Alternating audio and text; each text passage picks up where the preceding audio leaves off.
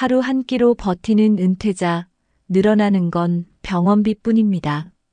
65세 이호철 씨는 요즘 500원짜리 커피 한 잔도 망설이게 된다고 말합니다. 혹시 여러분도 통장 잔고 줄어드는 속도에 가슴이 철렁 내려앉은 적 있으신가요? 최근 발표된 통계에 따르면 대한민국 은퇴 부부의 적정 생활비는 월 336만 원. 하지만 현실은 너무 다릅니다. 식비, 보험료, 의료비, 경조사비, 교통비, 가끔의 외식이나 커피까지 조금만 여유를 부리면 통장 잔고가 눈에 띄게 줄어드는 게 보입니다. 그래서 요즘 60대들은 말합니다. 사는데 큰 돈이 드는 게 아니라 평범하게 살아도 버겁다고요. 누구는 월 300만 원으로도 모자라다 하고 누구는 240만 원으로 버틴다지만 진짜 필요한 노후 생활비 도대체 얼마일까요? 그 답을 찾기 위해 오늘 영상 꼭 끝까지 봐주세요. 이미 수많은 은퇴자들이 이 문제로 눈물 찢고 있습니다. 본격적인 영상 시작 전에 구독과 좋아요는 영상 제작에 정말로 큰 힘이 됩니다. 또한 오늘의 영상에는 위에 말씀드린 내용과 관련된 대한민국에서 일어나고 있는 비참한 사례 한 가지와 그와 반대되는 사례를 소개해드리겠습니다. 여러분들이 다 들어보시고 어느 쪽이 내가 원하는 노후의 인생인지 생각해 보시는 시간이 되시기 바라겠습니다. 박성호 씨는 올해 63입니다. 서울 외곽의 오래된 아파트에서 아내 김영자 씨와 함께 살고 있죠. 그는 과거 중견기업의 생산팀에서 30년 넘게 근무했고 퇴직 당시엔 부장 직함을 달고 있었습니다. 누가 봐도 성실하고 묵묵히 일해온 사람이었습니다. 퇴직금은 5억 5천만 원. 노후에는 일하지 않고 쉬며 살자고 다짐했지만 그 결심은 오래가지 않았습니다. 가만히 있으니까 불안해지더라고요. 어느 날은 아내가 혼잣말처럼 그러더라고요. 이 돈 언제까지 버틸 수 있을까? 그 말이 머릿속에 계속 맴돌았어요. 몇 달 후 박 씨는 아내와 함께 작은 국밥집을 열었습니다. 아파트 근처 상가 1층, 보증금 5천만 원에 월세 200만 원, 인테리어 공사에 8천만 원, 주방 장비와 냉장고, 테이블, 간판 등 잡비로 3천만 원 가까이 썼습니다. 처음엔 힘들어도 장사는 굴러가기만 하면 된다는 생각이었습니다. 직장 시절 구내식당 담당 부서에 있었던 그는 국물 끓이는 데만큼은 자신이 있었습니다. 장사를 시작한 첫 해, 어르신 손님들이 하나둘씩 찾아왔습니다. 이 집 국물 깊네. 옛날에 먹던 맛 나네. 하루 매출이 60만 원쯤 나오던 날엔 아내와 둘이 밤에 캔맥주를 까기도 했습니다. 자리만 잡으면 괜찮겠지라는 희망이 조금씩 생겼죠. 하지만 1년 반이 지나면서 상황이 달라졌습니다. 근처에 대형 프랜차이즈 분식점이 생기더니 손님이 줄기 시작했습니다. 게다가 물가가 급등하면서 소고기, 양지, 내장 같은 주요 식자재 가격이 하루가 다르게 올랐습니다. 그는 어쩔 수 없이 배달앱에 등록했지만 수수료가 건당 3,000원이 넘는 데다 포장 용기비까지 부담이었습니다. 그러다 결국 배달 직접 수행을 선택했고 낮에는 가게에서 끓이고 오후엔 오토바이로 음식을 나르는 생활이 반복됐습니다. 몸도 마음도 조금씩 지쳐갔습니다. 늦은 밤 가게 문을 닫고 나면 남편은 주방 뒷문을 걸어 잠근 뒤 홀에 남겨진 설거지통 앞에 멍하니 서 있곤 했습니다. 그 옆에 놓인 낡은 정장과 해진 구두는 여전히 벽 한쪽에 걸려 있었습니다. 그 옷을 다시 입을 일은 없지만 그 시절의 자신을 잊고 싶지 않다는 이유에서였습니다. 무엇보다 부부 사이의 갈등이 깊어졌습니다. 이럴 줄 알았으면 그냥 연금이라도 조금씩 아껴가며 살 걸 그랬어. 나는 반대했잖아. 당신이 꼭 해야 한다고 해서 한 거잖아. 서로에게 쌓인 감정은 언성이 높아지는 순간마다 터졌습니다. 한 번은 손님이 없는 낮 시간, 아내가 조용히 말했습니다. 우리 이쯤에서 정리하자. 나 이제 못하겠어. 하지만 박 씨는 여전히 가게 문을 닫지 못하고 있습니다. 닫으면 완전히 끝나는 기분이 들어서요. 그나마 이 가게라도 있어야 내가 뭘 하고 있다는 위안이 되거든요. 그의 말엔 체념과 동시에 아직 끝나지 않은 의지 또한 느껴졌습니다. 그렇게 시간이 흘러 3년 차에 접어든 지금은 상황이 더 심각해졌습니다. 점심 장사만 간신히 이어가고 저녁 장사는 포기한 지 오래입니다. 인건비를 감당할 수 없어 주방과 홀을 부부가 직접 다 돌보다 보니 하루 평균 12시간 이상 불 앞에 서 있어야 했습니다. 식자재 값은 지난해보다 30% 가까이 올랐고 전기세와 가스비도 2, 30만 원은 기본으로 나갑니다. 게다가 예상치 못한 지출이 연이어 생겼습니다. 작년엔 딸 결혼식에 1,000만 원이 들었고 올해 초엔 냉장고가 고장나며 또 300만 원이 날아갔습니다. 남편은 허리 디스크가 악화되어 최근엔 병원 진료비로 100만 원 넘게 썼습니다. 그는 말합니다. 정말 필요한 거 말고는 아무것도 못 사요. 살림살이는 10년 넘은 것들 뿐인데 고장나면 그냥 참고 쓰거나 중고로 사죠. 아내는 이제 주말이면 조용히 방 안에만 있습니다. 한때는 함께 나들이 가던 공원도 시장 구경도 끊은 지 오래입니다. 이젠 어디 나가자고 해도 기운이 없어요. 그 말이 박 씨에게는 더 무겁게 다가옵니다. 가끔은 자책감이 밀려와 한밤중에 혼자 국밥 재료를 썰다가 멍하니 고무장갑 낀 손을 바라보며 숨을 내쉬기도 합니다. 가게 근처에 사는 한 노인이 박 씨에게 그런 말을 했다고 합니다. 자네처럼 성실하게 살던 사람도 일이 힘들구먼. 그럼 우린 도대체 어찌 살아야 하나? 그 말을 듣고 박 씨는 잠시 말문이 막혔고 집에 돌아오는 길에 괜히 눈시울이 뜨거워졌다고 했습니다. 지금 이 순간에도 그는 새벽 5시에 일어나 가게 문을 엽니다. 구두는 해지고 정장은 먼지가 내려앉았지만 그 옆에 서 있는 박성호 씨는 여전히 매일 하루를 준비합니다. 언젠가는 다시 괜찮아지겠지 하는 막연한 희망과 함께 말입니다. 여러분 어떠시나요? 위의 사례는 정말 비참하고 서글픈 인생 아닌가요? 하지만 지금부터 소개해드리는 사례는 정반대의 선택으로 행복한 노후를 보내고 있는 분을 소개해드리겠습니다. 이정열 씨는 올해 67입니다. 경기도 성남의 조용한 주택가에서 아내와 함께 단층 집에 살고 있습니다. 겉보기엔 평범한 노년의 삶이지만 그 안을 들여다보면 누구보다 체계적인 준비와 선택이 만들어낸 결과라는 걸 알 수 있습니다. 이 씨는 58세까지 공공기관의 회계팀에서 근무했습니다. 공무원은 아니었지만 준공공 영역에서 오래 근무했기에 퇴직 당시 연금 성격의 퇴직소득과 퇴직금 약 3억 2천만 원을 수령했습니다. 대부분의 동료들이 퇴직 후 카페나 치킨집 창업을 고민할 때 이 씨는 단 하나의 원칙을 세웠습니다. 절대 모험하지 않는다. 낯선 건 하지 않는다. 그는 퇴직 5년 전부터 구체적인 계획을 세웠습니다. 첫째, 퇴직과 동시에 바로 사용할 수 있는 소득원을 마련하자. 둘째, 집은 무조건 자가로 만든다. 셋째, 지출을 최소화할 수 있는 삶의 방식으로 바꾸자. 그는 이 원칙에 따라 퇴직 2년 전 서울 외곽의 전세 아파트를 정리하고 성남시 수정구의 오래된 단독주택을 매입했습니다. 집값은 1억 6천만 원. 대출 없이 전세 보증금을 돌려받은 돈과 적금을 합쳐 마련했습니다. 그의 목표는 간단했습니다. 지붕 밑만 안정되면 그 다음은 감당할 수 있다. 두 번째는 노후의 현금 흐름이었습니다.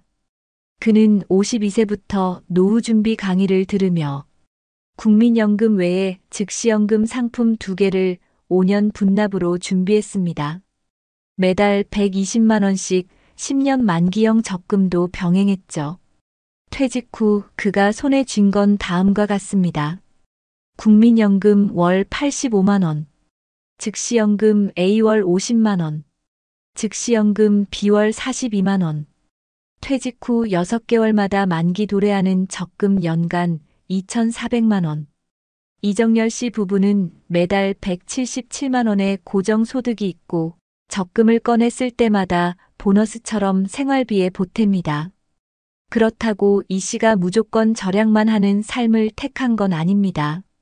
오히려 그는 62세부터 문화센터에 등록해 수채화와 일본어를 배우기 시작했고 아내와는 한 달에 한 번 꼬박꼬박 소극장 연극을 보러 갑니다.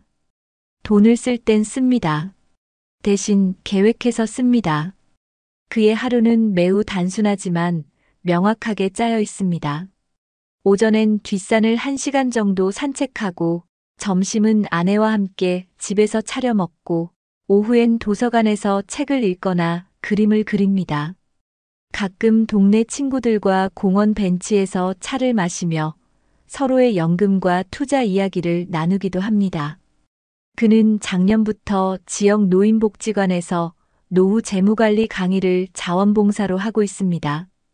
자신의 경험을 나누며 실수를 줄이는 것이 얼마나 중요한지 전파하고 싶다는 마음에서죠. 돈이 많아서가 아닙니다. 돈을 잃지 않는 게 노후에선 버는 것보다 더 중요하더라고요. 자녀와의 관계도 원만합니다. 이 씨는 딸에게 결혼할 때 일시금을 한번 지원하고 이후 독립을 확실히 했습니다. 손주에게 용돈을 줄 땐 항상 용돈 통장에 고정 입금하는 방식으로 지속 가능하고 예측 가능한 지출을 유지합니다. 우리는 우리 삶을 지키는 게 우선입니다. 그래야 아이들에게 부담도 간섭도 되지 않아요. 그가 유일하게 후회하는 게 있다면 조금 더 일찍 이런 준비를 시작하지 못했다는 점이라고 합니다. 하지만 그는 다시 태어나도 지금처럼 살겠다고 말합니다. 사람은 계획한 만큼 살더라고요. 마음이 가는 대로만 살면 그건 하루하루가 아니라 한순간입니다. 지금 그의 월 평균 지출은 부부 기준으로 약 240만 원, 보험료 35만 원, 공과금 20만 원, 식비 80만 원, 교통 문화 기타 소비를 합쳐 약 100만 원 안팎입니다. 이 씨는 한 달 지출을 엑셀로 관리하고 매년 한 번 생활 총정산표를 만들며 다음 해의 예산 계획까지 미리 세웁니다. 돈이 여유 있다고 삶이 행복한 게 아닙니다. 내가 어디에 쓰는지를 아는 게 진짜 여유입니다. 그의 말은 작지만 깊은 울림을 줍니다. 퇴직 후 고통받는 사람들이 많은 요즘 이정열 씨의 이야기는 우리에게 중요한 질문을 던집니다. 과연 나는 지금 내 인생의 노후를 위해 무엇을 준비하고 있는가? 그리고 지금 쓰는 이 돈이 나의 내일을 지켜줄 수 있는가? 그의 집 마당에는 봄이면 매화가 피고 여름이면 작은 텃밭에서 상추가 자랍니다. 그 평온한 풍경 속에서 그는 매일을 의미 있게 살아갑니다. 자신만의 속도로 걸어온 길, 그 길 위에서 그는 오늘도 흔들림 없이 살아가고 있습니다. 우리는 모두 언젠가 그의 자리로 갑니다.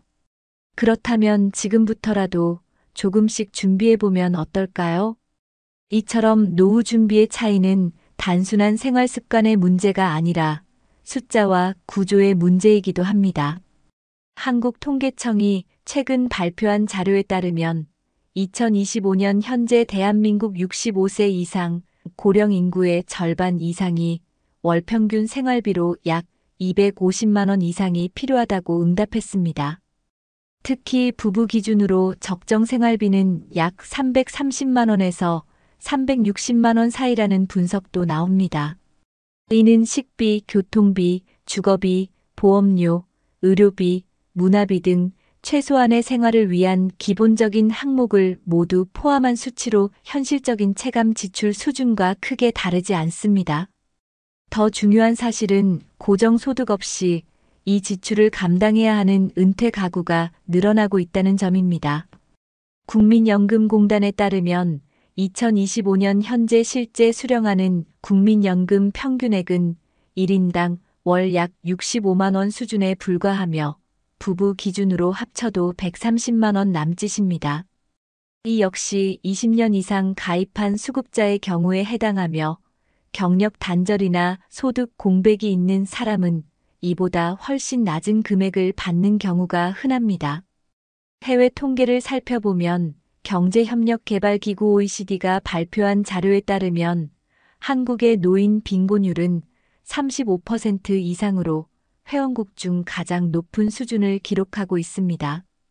이는 한국 고령자 중 셋 중 한 명 이상이 중위소득의 절반도 되지 않는 소득으로 살아가고 있다는 뜻입니다. 반면 북유럽 국가들은 공적연금과 기초생활지원 정책이 촘촘하게 설계되어 있어 노후소득 대체율이 80%를 넘는 곳도 많습니다.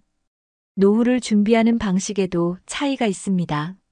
최근 유럽 재무설계 보고서에 따르면 고령층의 재무 안정성은 소득의 절대 크기보다는 소득의 예측 가능성과 지출 구조의 균형에 더 큰 영향을 받는다고 분석합니다.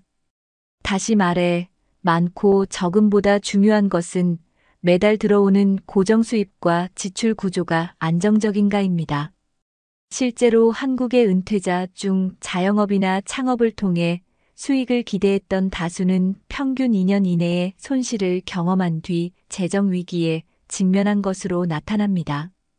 특히 50대 후반에서 60대 초반에 창업한 사람들 중 절반 이상은 초기 투자금을 모두 잃었다는 조사 결과도 있습니다.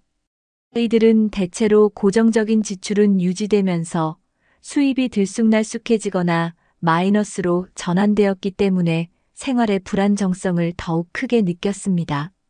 이와 반대로 퇴직 전부터 생활비 구조를 단순화하고 연금, 즉시연금, 저위험 자산으로 기반을 다져놓은 은퇴자는 상대적으로 안정적이고 예측 가능한 삶을 살고 있다고 보고됩니다. 미국 은퇴재정연구소에 따르면 월 고정 수입이 지출의 80% 이상을 커버하는 은퇴자의 경우 삶의 만족도와 건강 지표가 유의미하게 높다는 분석도 있습니다. 또한 한 국제금융 컨설팅 기관의 2024년 노후계획 백서에 따르면 노후의 생존 기간 중 갑작스러운 의료비, 가족 지원, 주택 유지비 등 비정기 지출이 발생하는 빈도는 평균 3.7회이며 이로 인해 최소 1천만 원 이상의 추가 자금이 필요해지는 경우가 이건 이상 발생하는 것으로 추산됩니다.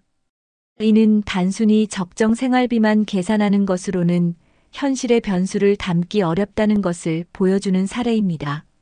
실제로 일본의 은퇴자 대상 소비 조사에 따르면 노후에 가장 당황스러웠던 지출 1순위는 의료비가 아닌 자녀 지원이었습니다. 결혼, 출산, 주택 마련 등 다양한 상황에서 자녀의 도움 요청을 거절하지 못해 수천만 원을 추가 지출하게 된 경우가 많았으며 그로 인해 본인의 생활비와 노후 설계에 차질을 빚었다는 응답이 과반을 넘었습니다. 이는 한국의 현실과도 매우 유사한데 최근 조사에서도 부모 세대가 자녀의 결혼이나 육아를 이유로 본인의 예비비를 먼저 사용하는 사례가 증가하고 있다는 보고가 있었습니다. 또한 2025년 기준 한국의 고령자 1인당 평균 의료비 지출은 연간 약 180만 원에 달하며 이는 전체 연령대 중 가장 높은 수치를 기록하고 있습니다. 고령화와 만성질환의 증가로 인해 의료비는 이제 단순한 변동비가 아닌 준고정비로 분류되기도 합니다. 이러한 환경에서 연금 외 별도의 수입원이 없거나 의료비 예비비를 고려하지 않은 은퇴자는 상황에 따라 극단적인 재정적 스트레스를 경험할 수밖에 없습니다. 전문가들은 강조합니다. 이제 노후는 5년, 10년 단위의 계획으로는 부족합니다. 최소 25년, 때로는 30년 이상을 내다보는 정밀한 구조 설계가 필요하다. 이 말은 더 이상 사치가 아닌 생존을 위한 기준선이 되었습니다. 노후 준비는 돈을 얼마나 모았는가 보다 돈이 들어오고 나가는 구조가 얼마나 견고한가가 중요합니다. 그리고 그 구조는 일회성 전략이 아니라 계속해서 점검하고 조정해 나가는 유기적인 체계여야만 진짜 의미 있는 노후를 가능하게 해줄 수 있습니다. 지금 이 순간에도 수많은 은퇴자가 하루하루를 불안하게 버티며 살아가고 있습니다. 그렇기에 지금 필요한 건 막연한 절약이 아니라 내 삶의 지출을 정확히 이해하고 위험 요인을 사전에 설계할 수 있는 노후 재무 지도를 그려보는 것입니다. 이제부터라도 나에게 맞는 현실적인 계획을 세운다면 늦지 않았습니다. 노후는 준비한 만큼 안전하고 준비하지 않은 만큼 고단하다는 것. 이것이 수많은 통계와 실제 사례가 우리에게 던지는 단 하나의 경고이자 조언입니다. 그렇다면 이런 현실 속에서 우리는 무엇을 할 수 있을까요? 먼저, 많은 전문가들이 공통적으로 강조하는 것은 고정 지출의 구조 조정입니다. 특히 은퇴 후에는 소비를 줄이는 것보다 매달 반드시 나가는 고정비를 최소화하는 방식으로 구조를 바꾸는 것이 더 효과적이라는 조언입니다. 이를 위해 많은 지자체들이 노인을 위한 실질적인 지원 프로그램을 운영하고 있습니다. 예를 들어 서울시의 경우 찾아가는 동주민센터 사업을 통해 고령자의 생활 환경과 복지 수요를 현장에서 직접 점검하며 무료 건강검진, 식사 배달, 안전 바우처 등을 제공하고 있습니다. 서울 마포구는 노인 건강돌봄 서비스를 통해 의료 사각지대의 노인에게 만성질환 관리와 주거 위생 개선을 동시에 지원하며 경기도는 노인 일자리 사업을 통해 65세 이상 어르신들에게 공공근로, 복지시설 지원, 환경정비 등 다양한 맞춤형 일자리를 제공하고 있습니다. 또한 대구광역시는 9,988 행복지킴이 사업을 통해 독거노인을 대상으로 주기적인 안부 확인과 정서 지원, 안전점검 서비스를 운영하고 있으며 이러한 프로그램은 동주민센터 또는 시니어 클럽을 통해 손쉽게 신청할 수 있습니다. 해외에서도 유사한 문제에 대한 해결책을 다양하게 시행 중입니다. 특히 캐나다는 에이징 인 플레이스 정책을 중심으로 고령자가 자신의 집에서 가능한 한 오랫동안 안전하고 독립적으로 살 수 있도록 지원합니다. 이를 위해 정부는 가정간호, 물리치료, 식사배달 서비스, 주택개조 지원 등의 통합 돌봄 서비스를 제공하고 있으며 일정 소득 이하의 고령자에게는 이 서비스 대부분을 무상으로 제공합니다.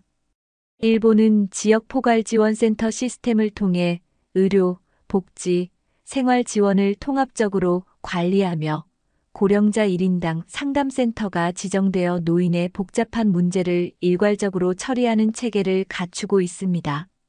또한 스웨덴은 지방정부가 운영하는 홈케어 제도를 통해 식사, 목욕, 재활치료, 약 복용 관리 등을 하루 단위로 파견 간호사가 방문해 제공하며 고령자의 자립성을 해치지 않으면서도 안전한 노후를 보장하고 있습니다. 또한 많은 지자체에서는 노인 대상 재무 상담도 무료로 진행하고 있습니다. 예를 들어 부산광역시는 시니어 금융 클리닉이라는 프로그램을 통해 노후 자산 운영, 부채 관리 상속 계획 등 다양한 주제로 10일 전문가 상담을 제공합니다. 전라남도 순천시는 노인 금융 안심 서비스를 시행 중인데 이를 통해 전화 금융 사기 예방 교육, 고위험 투자 방지 교육 등을 지역 복지관과 연계하여 정기적으로 운영하고 있죠. 이 외에도 서울 노원구는 AI 돌봄 스피커를 독거노인 가구에 설치해 응급 상황이나 정서적 고립을 실시간으로 파악하며 간단한 음성 명령만으로 동주민센터와 연결될 수 있도록 시스템을 개선했습니다. 울산시는 스마트 건강관리 서비스를 통해 고혈압, 당뇨 등을 앓는 고령자에게 웨어러블 기기를 보급하고 주기적인 건강 데이터를 수집해 의사와 복지사가 함께 관리할 수 있는 통합 모델을 구축 중입니다. 이처럼 다양한 방법들이 존재하며 각자의 상황에 맞는 프로그램을 적극적으로 탐색하는 것이 결국 노후의 질을 결정짓는 핵심 요소가 됩니다. 단순히 언젠가 쓰게 되겠지 하는 막연한 예비가 아니라 지금 이 순간 지역사회와 국가가 제공하는 자원을 내 삶에 연결시키는 적극적인 선택이 필요합니다. 준비된 사람은 위기 속에서도 흔들리지 않습니다.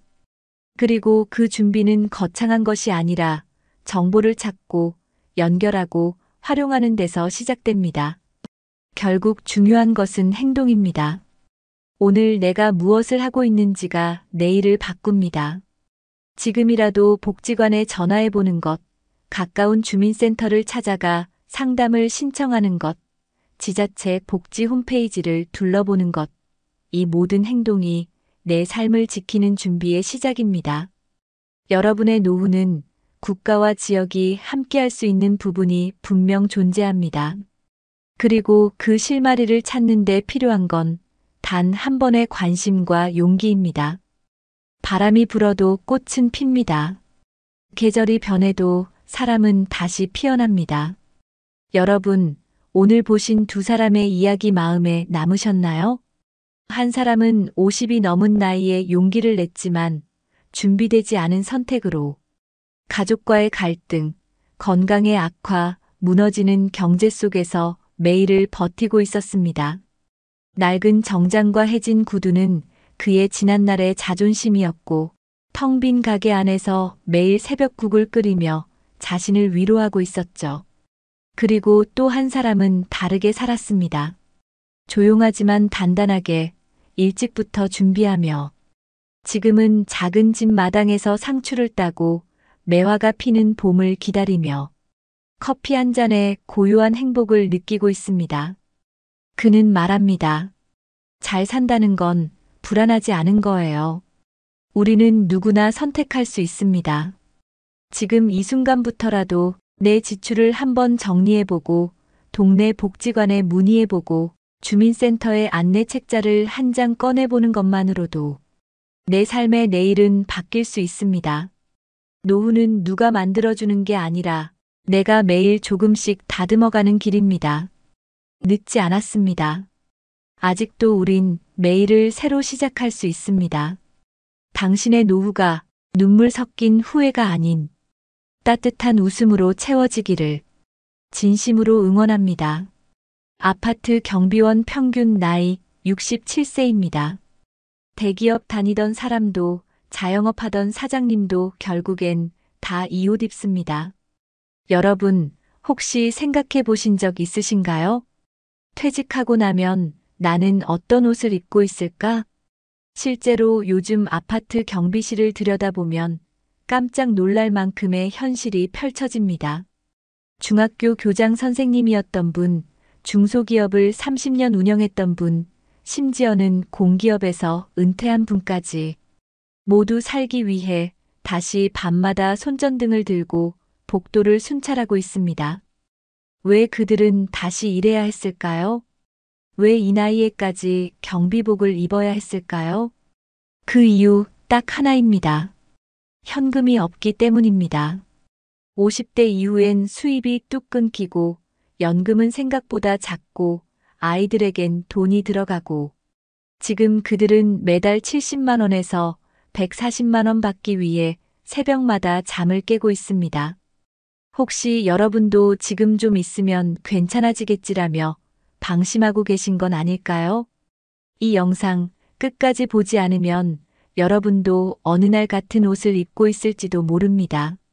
영상 시작 전에 구독과 좋아요는 영상 제작에 정말로 큰 힘이 됩니다.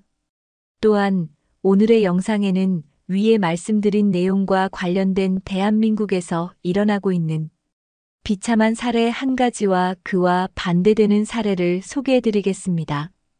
여러분들이 다 들어보시고 어느 쪽이 내가 원하는 노후의 인생인지 생각해 보시는 시간이 되시기 바라겠습니다. 이름은 조기철. 올해 64이다. 충청북도 청주에서 태어나 30년 넘게 시청 공무원으로 일했다. 어린 시절 늘 말없이 자신을 뒷바라지하던 어머니의 바람대로 공무원 시험에 합격했고 남들보다 빠르진 않았지만 성실하게 한 계단씩 올라왔다. 가족들에게 묻어나고 성실한 아버지, 조용한 남편으로만 알려진 그였지만 정년퇴직 날에는 말없이 집에 돌아와 방구석에 앉아 한참을 울었다고 한다. 다 했다는 안도와 이젠 뭘 하지라는 막막함이 동시에 밀려온 날이었다. 공무원 퇴직 후 조기철 씨가 받게 된 건 월 연금 170만 원. 그래도 이 정도면 괜찮지라고 처음엔 생각했다. 연금 나오는 날이면 동네 시장에서 아내가 좋아하던 방건조 조기를 사고 손자들에게 줄 장난감을 하나씩 사던 여유도 있었다. 그런데 이상하게 돈이 빠르게 줄어들기 시작했다. 전세로 살던 아파트의 보증금을 빼주고 나니 새로 얻은 월세 아파트의 보증금과 이사 비용에만 목돈이 들었다. 첫째 딸이 둘째 아이를 낳으며 맞벌이를 잠시 쉬게 됐고 외손주 돌봄에 왕복 2시간 거리의 딸집을 일주일에 3번씩 왕복하게 됐다. 교통비도 체력도 만만치 않았다. 그에게 가장 큰 변화는 자신이 이끌던 인생이 이제는 비용만 발생하는 인생이 되어버렸다는 사실이었다. 어느 날 지갑을 열었을 때 10,000원짜리 한 장이 남아 있었다. 연금날이 언제였더라? 그 순간 그는 자신의 처지를 처음으로 객관적으로 바라보게 됐다. 내가 지금 돈이 없구나. 더 무서운 건 아내가 이 사실을 더 잘 알고 있었다는 점이었다. 고등학교 교사로 일하다 퇴직한 아내는 자주 조용히 전기세, 가스요금 고지서를 보며 한숨을 쉬었다. 여보, 올해 김장 좀 줄이면 안 될까? 라는 말 한마디에 그는 충격을 받았다. 그런 아내가 요즘에는 외출할 때마다 남편의 신발을 물끄러미 쳐다본다. 이미 몇 해째 신은 운동화는 앞코가 해져 흰색 실밥이 삐져나와 있고 뒷굽은 한쪽이 닳아 비뚤어진 채다. 본인은 모른 척했지만 사실 아내의 눈길이 자꾸만 그 운동화를 향하고 있었다. 그의 운동화는 쓸 만큼 썼다는 인생의 상징이 되어 있었다. 하지만 새로 바꿀 엄두가 나질 않았다. 연금 170만 원은 월세 58만 원, 관리비 14만 원, 공과금과 보험료까지 나가고 나면 거의 남는 게 없었다. 통장엔 언제부터인가 잔고 3만 원 이하로 내려가는 날이 늘어났다. 그리고 결심했다. 더는 이대로 안 되겠다. 처음엔 전단지도 보고 구인 사이트도 검색해봤다. 편의점 심야 근무는 체력이 버틸 수 없을 것 같았고 마트 진열 아르바이트는 손목이 약한 본인에게 무리였다. 그렇게 며칠을 알아보다가 아파트 경비원 공고를 보게 되었다. 조건은 만 65세 이하, 경력 무관, 주간 야간, 교대 근무 가능자. 그날 밤 그는 다시 운동화를 꿰어 신었다. 낡은 운동화를 신고 인근 경비실에 면접을 보러 갔다. 자신보다 나이가 많은 이들이 줄지어 앉아 있었다. 누군가는 전직 군인이라고 했고 또 어떤 이는 건설회사 상무 출신이었다. 그 안에서 조기철 씨는 자신이 특별한 사람이 아님을 실감했다. 그렇게 시작된 경비원 생활. 첫 출근 날 그는 경비실에 앉아있던 69세 김모 씨에게 인사를 건넸다.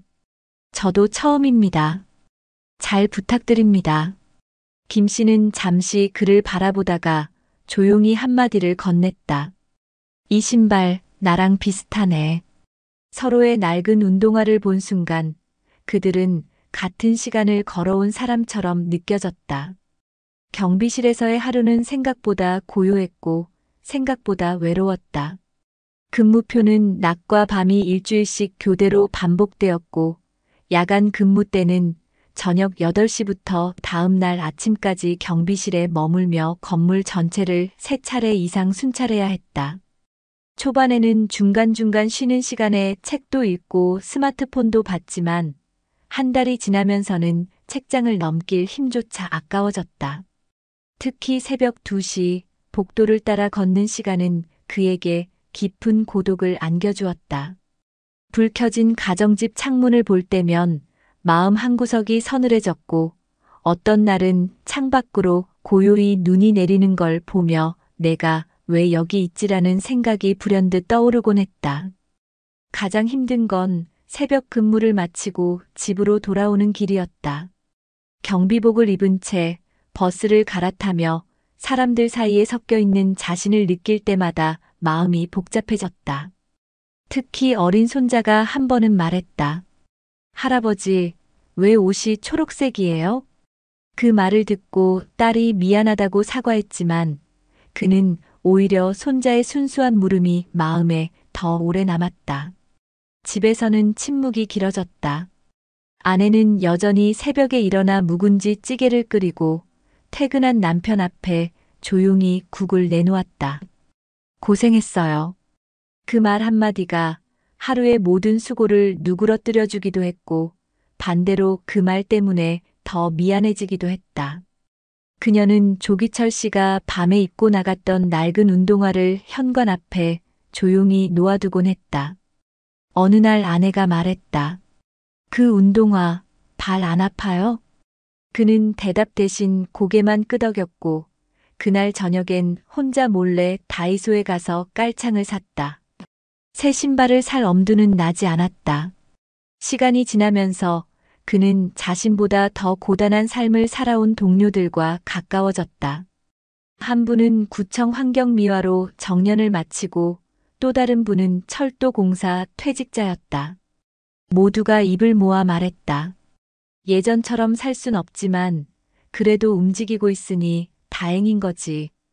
그는 그 말이 위로인지 체념인지 구분할 수 없었다. 한 달에 받는 급여는 125만 원 남짓. 그 돈에서 식비와 교통비를 빼면 실질적으로 남는 건 많지 않았다. 하지만 그에게는 그보다 더 무거운 현실이 있었다. 아내의 병원비였다. 퇴직 후 아내는 무릎 통증으로 수술을 받았고 지속적인 물리치료를 받아야 했다. 건강보험이 있어도 병원비가 적지 않았고 그 부담은 고스란히 그에게 돌아왔다. 어느 날 아내가 말했다. 당신 운동화 새로 사요. 내 치료는 다음 달로 미뤄도 돼. 그 말에 조기철 씨는 그날 밤 경비실에서 한참을 울었다. 그의 생활은 이제 루틴처럼 반복됐다. 월요일 아침엔 쓰레기 분리수거 구역을 정리하고 화요일엔 주차 라인 점검을 했다. 주민들은 대부분 친절했지만 가끔 짜증을 내는 사람도 있었다. 왜 아직 청소가 안 됐어요? 분리수거 왜 이렇게 지저분해요? 그는 묵묵히 고개를 숙이고 말없이 치웠다. 그런 날이면 집에 돌아와 신발을 벗을 때 그 낡은 운동화조차 버겁게 느껴졌다. 하지만 어느 날 생각이 바뀌었다. 손자가 그에게 그림 하나를 건넸다. 할아버지, 이거 봐. 우리 가족이야. 여기 할머니, 여기 엄마 아빠, 그리고 여긴 할아버지야. 이거 신발은 운동화야. 할아버지는 매일 일하러 가니까. 그림 속의 자신은 초록색 옷을 입고 운동화를 신고 웃고 있었다. 그는 그 그림을 한참 들여다봤다. 그리고 처음으로 그 낡은 운동화가 부끄럽지 않았다. 자신의 걸음이 누군가에겐 자랑이 될 수 있다는 걸 느낀 순간이었다. 여러분 어떠시나요? 위의 사례는 정말 비참하고 서글픈 인생 아닌가요? 하지만 지금부터 소개해드리는 사례는 정반대의 선택으로 행복한 노후를 보내고 있는 분을 소개해드리겠습니다. 이야기의 주인공은 올해 71가 된 이우진 씨입니다. 경남 통영에서 태어나 젊은 시절에는 철강회사에서 일했고 40대 중반부터는 소규모 전기자재 도소매 사업을 운영해왔습니다. 그는 번 돈이 많진 않았지만 돈을 쓰는 데는 누구보다도 신중했던 사람이었습니다. 주변에서는 너무 아끼는 거 아니냐며 핀잔을 주기도 했지만 이 씨는 흔들리지 않았습니다.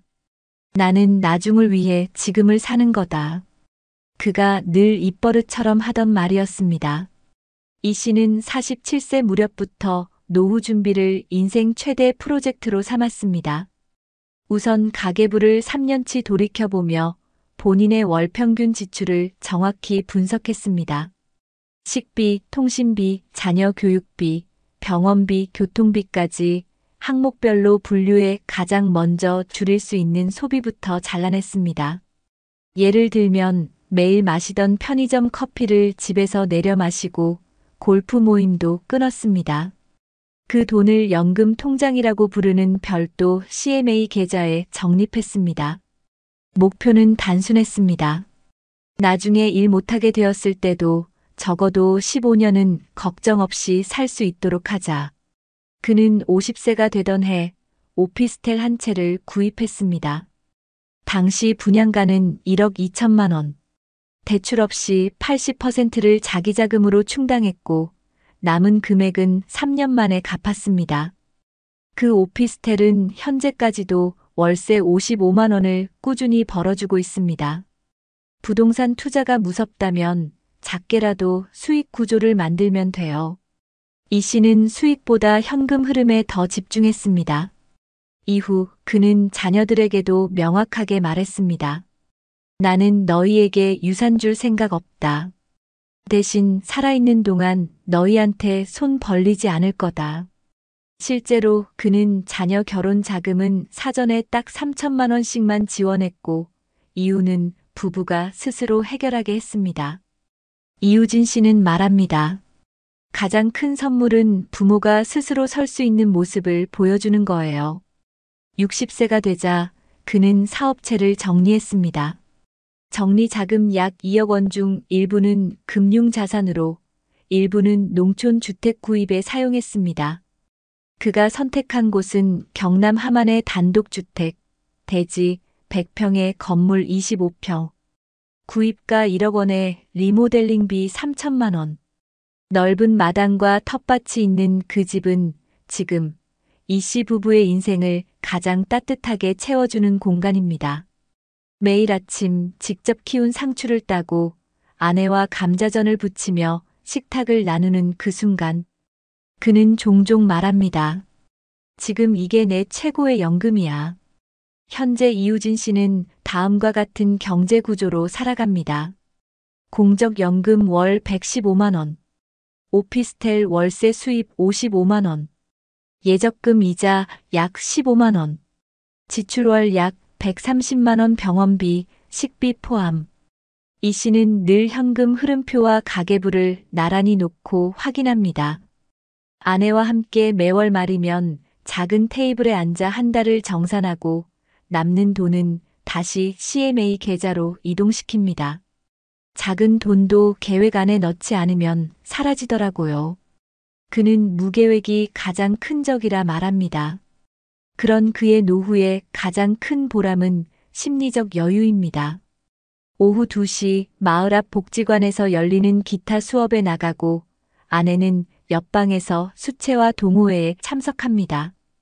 동네 친구들과 둘러앉아 막걸리 한잔할 땐 빠지지 않고 이런 말이 오갑니다. 우리는 딱 먹고 살 만큼만 벌고 사람답게 늙자. 그리고 모두가 고개를 끄덕입니다. 이 씨는 친구들에게 한 가지 습관을 전도합니다. 바로 은퇴 일기입니다. 매일 저녁 그날 있었던 일과 기분, 쓴 돈을 간단하게 기록합니다. 이 습관 덕에 소비 습관이 감정에 흔들리지 않게 되었고 외로움도 줄어들었다고 합니다. 어쩌면 지금이 내 인생에서 가장 가난하지 않은 시기예요. 그의 말이 허황되지 않은 이유는 지금 그의 삶이 꾸밈없이 단단하기 때문입니다.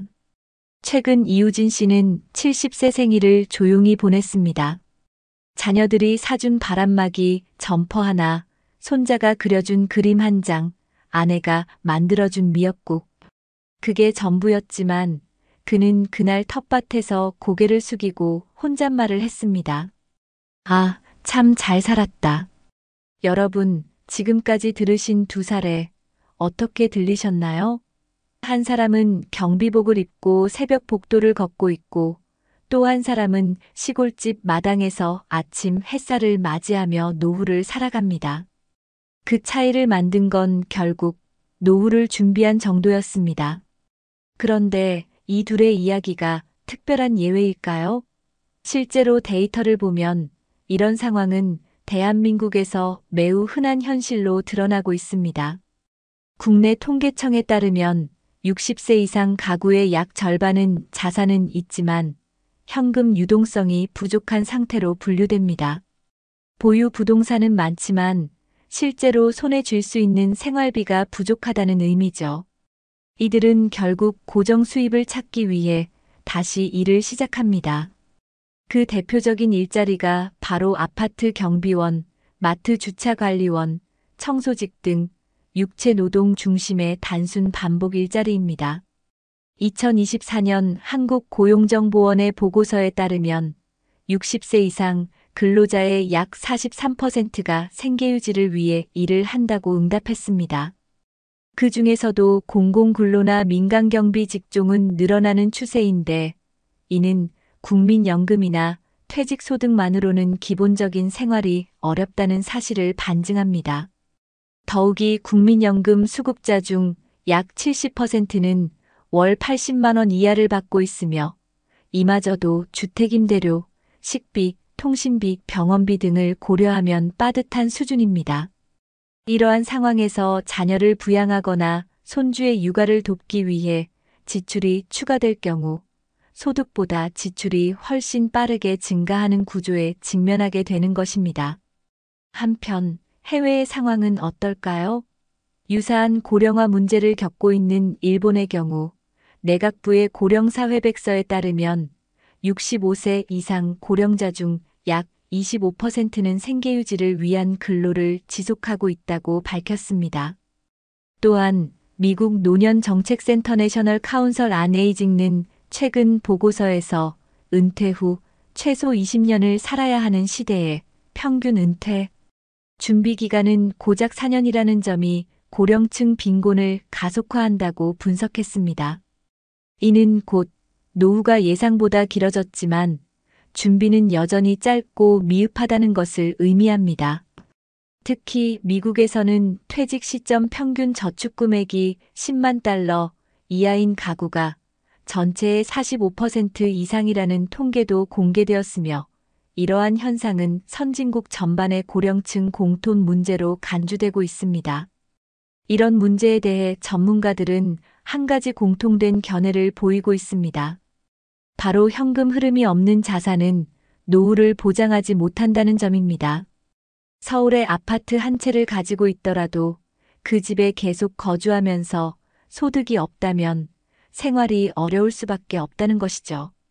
결국 매달 꾸준히 들어오는 수익 구조, 즉 현금 흐름 기반 자산이 핵심이라는 것입니다. 해외 금융교육기관들은 50대 이후 가장 중요한 포트폴리오 전략으로 지속적 수입 구조 설계를 꼽으며 금융소득과 소액 임대 수익, 사회보장연금의 균형을 강조합니다. 특히 유럽의 고령자 지원 제도에서도 개인의 자산 구조보다도 현금화 가능성, 실질적인 유동성이 우선 고려됩니다. 이외에도 여러 분석기관에서는 중장년층의 퇴직 후 5년을 위험 구간으로 분류합니다. 이 시기를 제대로 준비하지 못하면 노후 전체가 흔들릴 수 있다는 뜻인데요. 실제로 최근 국내 자료에서도 퇴직 후 첫 5년 이내에 자산의 절반 이상을 소진한 가구가 전체의 42%에 이른다는 조사 결과도 발표됐습니다. 전문가들은 이 시기에 소비가 과소비나 투자 실패로 이어질 경우 회복이 거의 불가능하며 그 피해는 곧 노후 전반으로 연결된다고 강조합니다. 종합해보면 조기철 씨와 같이 퇴직 후 아무런 현금 기반의 수익 구조 없이 연금만으로 버티다가 결국 단순직으로 재취업하는 사례는 감정적으로는 안타깝지만 구조적으로는 충분히 예측 가능했던 상황입니다.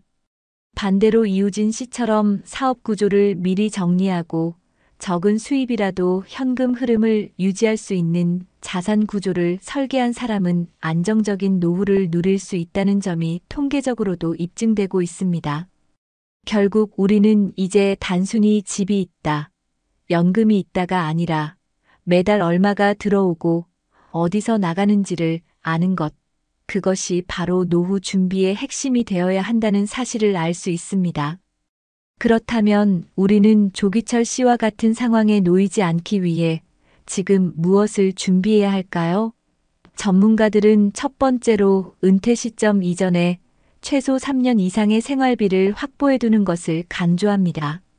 이는 단기 소득 공백기를 대비하는 가장 현실적인 방법이며 예기치 못한 의료비나 자녀 지원 상황에서도 삶의 균형을 유지할 수 있는 최소한의 안전장치가 됩니다.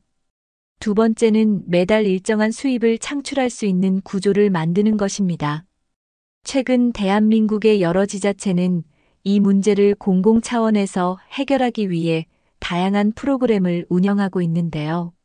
서울시는 시니어 인턴십과 50 제도약 프로그램을 통해 50대 이상 중장년층에게 새로운 직업 교육과 경력 전환 기회를 제공하고 있습니다. 특히 60세 이상에게는 어르신 일자리 지원 사업을 통해 월 30만 원 수준의 활동비를 지급하며 지역 사회공헌 활동에 참여하도록 돕고 있고, 서울 노원구는 시니어 키오스크 체험관을 통해 디지털 기기 적응을 지원하며 고령층의 재취업 가능성을 넓히고 있습니다. 부산광역시는 장노년 일자리 통합지원센터를 중심으로 구직상담, 건강검진, 근로교육까지 통합 제공하고 있으며, 제주도는 실버 리스타트 아카데미를 통해 귀농귀촌 및 소규모 창업에 필요한 실무 교육을 제공하고 있습니다. 이러한 프로그램들은 단순히 돈을 버는 일자리를 제공하는 것을 넘어 노년층의 사회적 역할 회복과 자존감 유지에도 중요한 역할을 하고 있습니다. 한편 해외에서는 이 문제를 어떻게 해결하고 있을까요? 일본은 2004년부터 시행 중인 고령자 고용안정법을 통해 65세까지 고용을 보장받을 수 있는 제도를 마련했으며, 기업에게는 정년 이후 재고용을 의무화하는 방안을 적용하고 있습니다. 또한 실버 인재센터라는 전국 네트워크를 통해 지역사회에 필요한 일자리를 발굴하고 고령자에게 연결해주는 시스템을 운영하고 있죠. 독일은 은퇴 전 이행 프로그램 RENTEMBRGANGSPROGRAMM을 통해 60세 전후 근로자의 업무 강도를 줄이고 점진적 은퇴를 유도하며 소득 손실 없이 노후로 연착륙할 수 있도록 돕고 있습니다. 미국은 퇴직 후에도 수익을 유지할 수 있도록 퇴직연금 플랜 401K 제도와 함께 55세 이상 고령층을 위한 SCORE 멘토 프로그램을 통해 창업, 재교육, 사회 참여를 지원하며 고령층 스스로가 자산 관리 및 새로운 인생 목표를 설정할 수 있도록 유도하고 있습니다. 결국 중요한 것은 지금 당장 실행 가능한 준비를 시작하는 것이며, 우리 지역에서도 활용할 수 있는 정책과 자원을 적극적으로 찾고 참여하는 자세가 필요합니다. 특히 고령자 대상 공공 일자리, 복지관 프로그램, 시니어 교육센터, 온라인 무료 강의 플랫폼 등은 모두 지자체 또는 공공기관에서 이미 제공 중이니 주민센터나 시청 홈페이지를 통해 정보를 수시로 확인하는 것이 좋습니다. 아울러 전문가들은 노후를 단순히 경제적 안정만으로 정의하지 않고 심리적 사회적 활력을 함께 포함해야 한다고 말합니다. 그 말처럼 지금 우리가 찾아야 할 해답은 단순한 소득원이 아니라 꾸준히 움직이고 사람들과 연결되고 스스로 가치를 느낄 수 있는 삶의 구조입니다. 그렇게 보면 준비된 노후는 결국 단단한 생활 습관 위에 세워지는 것이며, 그 시작은 거창한 재산보다도 내가 하루에 무엇을 계획하고 실천하느냐에 달려있는 것 아닐까요? 낡은 운동화엔 삶이 묻었고 텃밭의 흙냄새엔 내일이 자랍니다. 눈물로 시작한 노후라도 손을 잡아주는 사람이 있다면 그건 아직 행복입니다. 여러분, 오늘 이야기 어떠셨나요? 낡은 운동화를 신고 새벽 복도를 걷던 조기철 씨의 노후는 너무나도 서글프고 아픈 현실이었습니다. 평생을 성실히 살아왔지만 퇴직 후의 준비 부족이 그를 경비복과 새벽 순찰의 삶으로 이끌었습니다. 반면 똑같이 평범한 삶을 살아온 이우진 씨는 조용히 그러나 철저하게 노후를 준비한 덕분에 지금은 햇살 가득한 마당에서 아내와 웃으며 하루를 시작하고 있습니다. 같은 시간을 걸었지만 두 사람의 노후는 너무도 다르게 흘러가고 있었던 거죠. 무엇이 이 차이를 만들었을까요? 무엇이 한 사람은 지하실 벽에 등을 기대게 하고 또 다른 한 사람은 텃밭에 싹을 틔우게 했을까요? 우리는 선택할 수 있습니다. 불안한 내일에 끌려가지 않고 준비된 오늘을 살아가는 길을요. 지금은 늦은 게 아닙니다. 지금 시작하면 아직 늦지 않았습니다. 작은 저축 하나, 불필요한 소비 한 번의 멈춤, 주민센터 공지사항을 읽는 일, 아내의 눈을 마주보며 식탁에 앉는 그 하루하루가 여러분의 인생을 조금씩 아주 다르게 만들어줄 수 있습니다. 사랑하는 사람에게 짐이 되지 않기 위해서, 내 삶의 마지막 장면이 눈물 아닌 미소로 남기 위해서 우리는 오늘 용기 있게 준비해야 합니다. 이 영상이 여러분의 하루의 작은 전환점이 되기를 진심으로 바랍니다. 함께 나누고 싶은 여러분의 이야기가 있다면 댓글로 남겨주세요. 혼자 걷는 길은 멀고 힘들지만 함께 걷는 길은 덜 외롭습니다. 다음 영상에서도 여러분의 더 나은 노후를 응원하는 이야기로 찾아뵙겠습니다.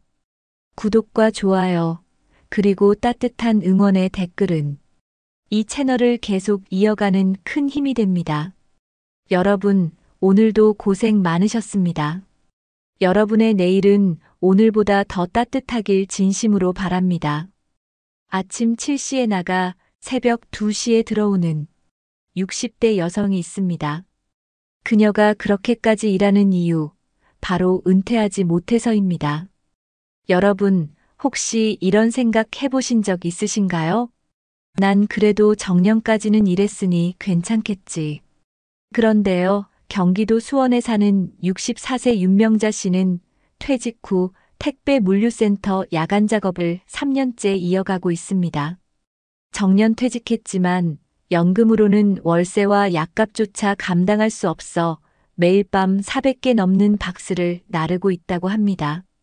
누가 봐도 열심히 살았던 인생인데 왜 그녀는 은퇴하지 못했을까요? 지금 대한민국엔 900만 명이 넘는 50대, 60대 베이비 부머 세대가 존재합니다. 그리고 이들 중 많은 이들이 퇴직 후에도 또 다른 일자리를 찾아 거리로 나서고 있습니다. 혹시 여러분도 나만은 아닐 거야라고 생각하고 계시진 않으신가요? 이 영상에서는 우리가 미처 준비하지 못한 은퇴 없는 대한민국의 진짜 민낯을, 그리고 그 속에서 살아가는 수많은 5060 세대의 현실을 여러분과 함께 들여다보려 합니다. 놓치시면 후회할 이야기입니다. 지금 시작합니다. 본격적인 영상 시작 전에 구독과 좋아요는 영상 제작에 정말로 큰 힘이 됩니다. 또한 오늘의 영상에는 위에 말씀드린 내용과 관련된 대한민국에서 일어나고 있는 비참한 사례 한 가지와 그와 반대되는 사례를 소개해드리겠습니다. 여러분들이 다 들어보시고 어느 쪽이 내가 원하는 노후의 인생인지 생각해보시는 시간이 되시기 바라겠습니다. 퇴근 후 집에 돌아오면 오전 9시쯤 온몸이 뻐근하고 발바닥은 얼얼하다. 그래도 그는 샤워를 하고 따뜻한 커피 한 잔을 내린다. TV를 켜놓고 낡은 소파에 앉는 시간, 그것이 그가 유일하게 느끼는 여유다. 소파는 아내가 살아있을 때 함께 고른 갈색 가죽 소파였다. 이제는 쿠션이 꺼지고 가죽은 해졌지만 그는 절대 이 소파를 버릴 수 없다. 아내가 여기 앉아 창밖 보면서 하던 말들이 아직도 들려요. 우리도 나중에 제주도 놀러 가자. 애들 다 크면. 근데 애들은 크긴 했는데 제주도는 못 갔어요. 그의 하루 중 가장 긴 시간은 오후다. 일은 끝났지만 쉴 수 없다. 마음을 쉬게 하는 일이 없기 때문이다. 하루에도 몇 번씩 스마트폰으로 일자리 앱을 켠다. 하지만 60세 이하 혹은 남자 제외 주말 근무 가능자라는 문구가 붙은 채 문은 또 닫힌다. 이웃 아주머니는 복지관 청소라도 알아보라고 했지만 정 씨는 이미 거기에도 이력서를 넣었다. 서류에서 떨어졌다. 그는 허탈하게 웃으며 말한다. 이젠 청소도 경쟁이에요. 다들 먹고 살기 바쁘니까. 정부에서 발표한 2025년 시니어 고용 활성화 정책도 그에겐 먼 이야기처럼 느껴진다. 말은 많은데 실제로는 우리가 어디서 어떻게 신청해야 할지도 모르겠어요. 나이 많으면 일자리가 있다더니 막상 없어요. 그냥 뉴스에 나오는 얘기 같아요. 그는 오늘도 신문 배달을 끝내고 아침 공기를 마신다. 구청 시절 입던 파란 점퍼를 껴입고 여전히 출근하듯 거리로 나선다. 사람들은 그가 은퇴한 사람이라고 생각하지 않는다. 그 자신도 그렇게 느끼지 않는다. 어쩌면 은퇴란 말 자체가 사치일 수도 있어요. 지금 60대들은 그럴 여유조차 없잖아요. 우리 세대한텐 은퇴가 아니라 연장전이죠. 언제 끝날지 모르는 싸움. 정규환 씨는 오늘도 소파에 앉아 조용히 숨을 고른다. 새벽에 던졌던 신문 중 한 부를 펼쳐본다. 그 안에 실린 고령 일자리 확대라는 기사를 읽으며 그는 중얼거린다. 그 자리가 내 자리는 아니겠지. 그리고 커피를 마신다.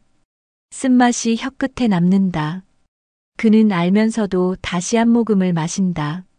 사는 것도 커피도 쓰지만 멈추지 않아야 하니까.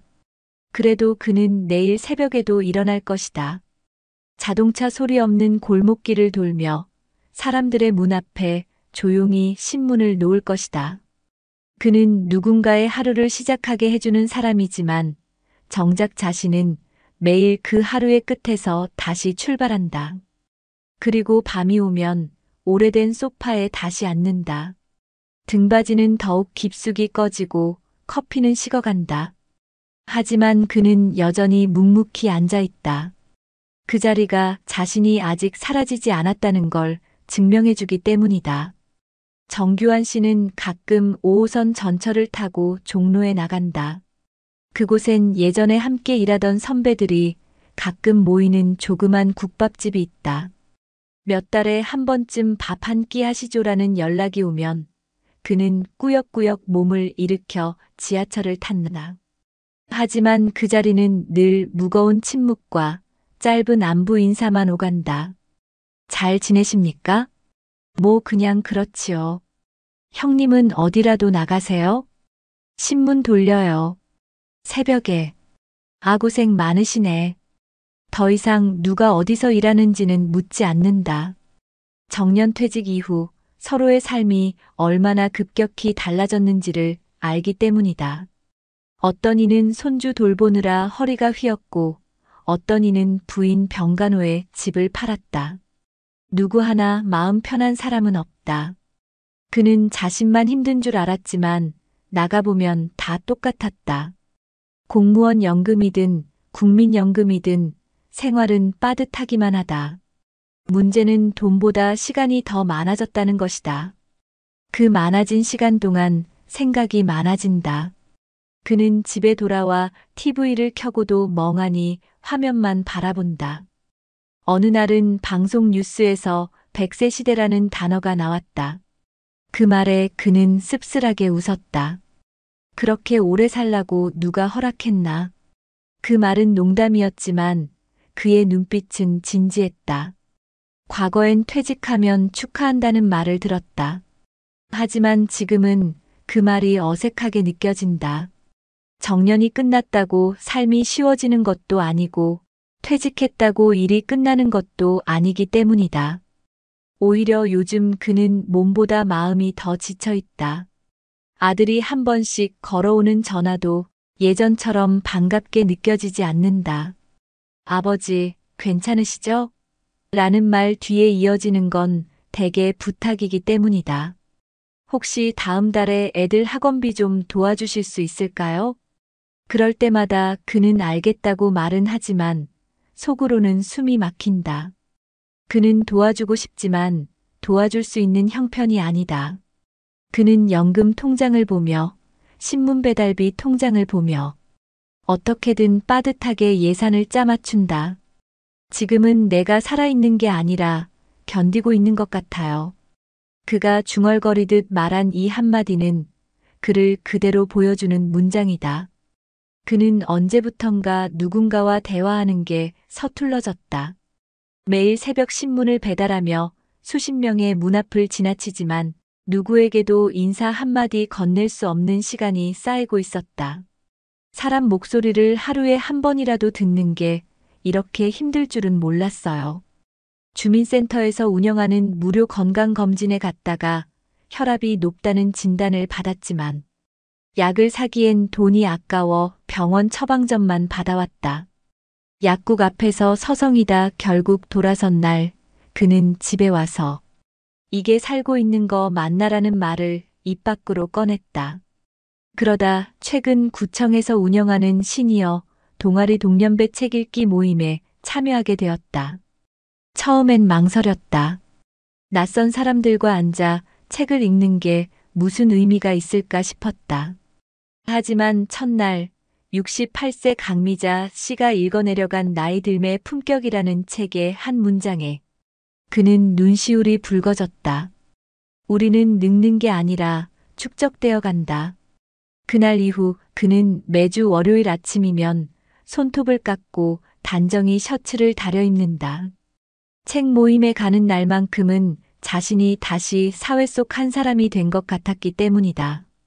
누가 내 이름을 불러주고 내 얘기를 들어주는 곳이 있다는 것만으로 내가 아직 사람이라는 생각이 들어요. 요즘 그는 작은 버릇이 생겼다. 신문 배달을 마치고 돌아오는 길 누군가 문을 여는 타이밍을 기다려 안녕하세요라고 인사하는 것. 처음엔 어색했지만 어느 날 한 주민이 추운데 고생 많으세요라며 커피를 내밀자 그는 눈물이 핑 돌았다. 그 커피는 아직 냉장고에 넣어두고 마시지 않고 있다. 그 커피 마시면 그 고마움이 사라질까 봐요. 그 마음이 내 하루를 버티게 했거든요. 정씨는 여전히 신문을 돌리고 여전히 소파에 앉아 커피를 마신다. 하지만 한 가지는 달라졌다. 그는 이제 매일 아침 다짐한다. 나는 오늘도 사회의 일부다. 비록 작고 보잘것없을지라도 누군가의 아침을 깨우는 사람이다. 며칠 전 구청에서 노인 사회참여 지원사업 안내 공문이 우편함에 들어왔다. 고령자를 위한 지역 봉사활동 기회였고 교통비와 식비 명목의 소정의 수당도 지급된다고 적혀 있었다. 정 씨는 망설였지만 다시 한번 신청서를 꺼내들었다. 누군가에게 도움을 받는 것도 좋지만 나도 도움 줄 수 있으면 좋겠어요. 그는 아내의 영정사진 앞에 앉아 작은 목소리로 중얼거렸다. 여보, 나 아직도 이래. 근데 이젠 조금 웃으면서 해보려고 해. 노년에도 멈추지 않고 매일을 버티는 그들의 현실. 그렇지만 그 속에서도 사람은 다시 연결되고 마음은 조금씩 회복된다. 은퇴는 끝이 아니라 또 하나의 시작이었다. 그는 내일도 새벽 공기를 가르며 신문을 배달할 것이다. 그 손엔 오늘보다 더 단단한 다짐이 쥐어져 있을 것이다. 조용히 방문을 닫고 신문 가방을 어깨에 맨다. 이제는 무거운 신문보다 마음의 무게가 더 크지만 그는 오늘도 걷는다. 걸음은 느려도 포기하지 않는 발걸음. 그것이 정규환 씨가 이 시대를 살아가는 방식이었다. 다른 건 몰라도요, 내 두 발로 하루를 시작할 수 있는 한 나는 아직 괜찮습니다. 그 말은 아마 우리 모두가 언젠가 되뇌게 될 말인지도 모른다. 바람이 차가운 새벽에도, 손이 저려오는 계절에도 그는 묵묵히 한 집 한 집 신문을 놓고 간다. 그의 존재를 모를지라도 누군가의 문 앞에 놓인 신문 한 장이 이 사회에 여전히 필요한 노력의 흔적이라는 걸 그는 알고 있었다. 여러분 어떠시나요? 위의 사례는 정말 비참하고 서글픈 인생 아닌가요? 하지만 지금부터 소개해드리는 사례는 정반대의 선택으로 행복한 노후를 보내고 있는 분을 소개해드리겠습니다. 박윤석 씨는 올해 65이다. 은퇴한 지는 벌써 5년이 지났지만 그는 여전히 하루하루가 바쁘다. 출근하지 않아도 되는 삶은 여유롭지만 그의 하루는 규칙적이다. 아침 6시에 일어나 따뜻한 물로 샤워를 하고 아내와 함께 간단한 식사를 한다. 그리고 오전 8시가 되면 늘 가던 마을 도서관으로 향한다. 그곳에서 그는 독서 모임을 운영하고 때때로 은퇴자들을 위한 재무 상담도 진행한다. 그가 직접 만든 엑셀표와 가계부는 도서관에서도 공유되고 있을 정도다. 그의 이런 일상은 어느 날 갑자기 만들어진 것이 아니다. 그는 50대 초반부터 은퇴를 준비했다. 연금만으로는 부족하다는 걸 너무 일찍 알았죠. 그는 대기업을 다니며 매달 일정 금액을 국민연금 외에 개인연금에 적립했고 회사에서 제공하는 퇴직연금 제도도 적극 활용했다. 더불어 투자에 대한 공부도 게을리하지 않았다. 무리한 부동산 투자나 주식 몰빵은 피했다. 대신 그는 매달 일정 금액을 국내 ETF에 자동이체했고 임대 수익을 위한 소형 원룸 하나를 아파트 대신 선택했다. 수익보다 안정이 우선이었어요. 욕심내지 않고 매달 70만 원만 들어오면 충분하다고 생각했죠. 그의 이 전략은 지금의 노후를 만들었다. 박 씨의 또 다른 준비는 사람 관계였다. 은퇴 후 고립되지 않기 위해 그는 일주일에 한 번은 꼭 모임을 만들었다. 골프, 등산 같은 고가의 취미는 피하고 동네 책 모임, 자원봉사, 걷기 모임에 참여했다. 그 모임에서 만난 사람들과 지금까지도 정기적으로 연락하며 지낸다. 노후엔 돈보다 사람이 더 소중하단 말 진짜예요. 경제적 준비는 물론 건강도 미리 대비했다. 40대 중반부터 금연했고 음주는 일주일에 맥주 2잔으로 줄였다. 걷기 운동을 하루도 빼먹지 않고 정기 건강검진은 스스로 비용을 내서라도 매년 받았다. 그 덕분에 60대가 된 지금도 혈압이나 콜레스테롤 수치 하나 문제없이 매일 30분 이상 도서관 책상에 앉아 글을 쓰고 사람들과 이야기를 나눌 수 있다. 그의 아내 최영숙 씨 역시 함께 노후를 설계한 동반자였다. 그녀는 박 씨가 준비하는 모든 과정에 동참했다. 남편 혼자 돈 모으는 게 아니라 우리 둘이 인생을 모으고 있었어요. 그 말처럼 두 사람은 사소한 소비 하나까지 상의했고 백화점 대신 재래시장을 찾으며 노후를 함께 그려왔다. 이 부부는 자녀들에게 무리한 기대를 하지 않았다. 결혼 자금도 일부만 도와주고 나머지는 자녀가 스스로 해결하도록 했다.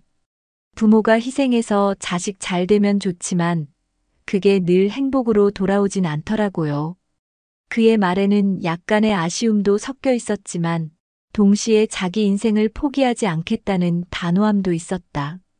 지금 그는 매달 국민연금으로 약 80만 원, 개인연금으로 약 90만 원, 그리고 임대 수익으로 70만 원을 받는다. 세금과 보험료를 제하고 나면 실수령은 월 220만 원 안팎.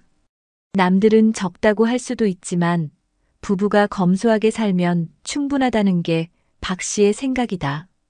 무엇보다 중요한 건 그가 돈을 위해 일하지 않아도 된다는 점이다. 일하지 않아도 되지만 하고 싶어서 뭔가를 하는 건 기분이 완전히 달라요. 그는 도서관에서 아이들에게 책을 읽어주고 노인복지센터에서 후배 은퇴자들에게 자신의 경험을 나눈다. 어느 날 그가 다니는 걷기 모임에서 새로 들어온 58세의 이모 씨가 물었다. 선배님은 어떻게 이렇게 여유롭게 사세요? 저희는 퇴직이 무섭기만 한데요. 그는 잠시 생각하다가 웃으며 말했다. 저도 겁났죠. 근데 겁나니까 준비했어요. 미리 시작하면 덜 무섭습니다. 그는 지금도 준비를 멈추지 않는다. 노후 이막을 위한 돌봄 주택도 관심 있게 지켜보고 있고 지역 커뮤니티에서 운영하는 텃밭 프로그램에도 참여하고 있다. 최근엔 마을 신문에 기고도 시작했다. 내가 배운 걸 나눌 수 있다는 것. 그게 제일 큰 보람이에요. 그가 가장 자주 하는 말은 지금도 늦지 않았습니다이다. 이 말에는 그가 살아온 모든 시간이 담겨 있다. 60세에 퇴직하더라도 앞으로 30년은 더 살아야 하잖아요. 30년을 아무 계획 없이 버티기엔 너무 긴 시간이죠. 주변 사람들은 그를 보면 참 부럽다고 한다. 하지만 그는 그런 말을 들을 때마다 조심스럽게 웃는다. 부럽다는 말보다 따라 해보겠다는 말이 더 듣기 좋아요. 왜냐면 이건 누구나 가능한 준비였거든요. 그는 자녀들에게도 말한다. 너희는 아빠보다 더 잘 준비해야 해. 요즘은 90세까지는 기본이라더라. 내 인생의 후반전도 멋지게 살아야지. 요즘 그는 마을 강당에서 시니어 재무 코칭을 진행한다. 매달 2회 60세 이상 주민 10여 명이 모여 노후 재정 계획을 세운다. 박 씨는 엑셀 파일을 띄우고 말한다. 이건 제 실제 가계부입니다. 식비, 통신비, 건강보험료, 여가비 모두 나눠서 적으세요. 사람들은 놀란다. 그 정밀함에, 그리고 그 솔직함에. 며칠 전 그는 아내와 함께 동네 산책을 하다가 벚꽃이 흐드러지게 핀 공원에 멈춰 섰다. 이런 풍경을 함께 볼 수 있는 것만으로도 행복하다고 말하는 아내의 손을 그는 살며시 잡았다.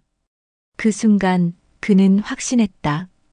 과거 수십 년간의 준비와 절제가 바로 이 순간을 위해 존재했던 것임을.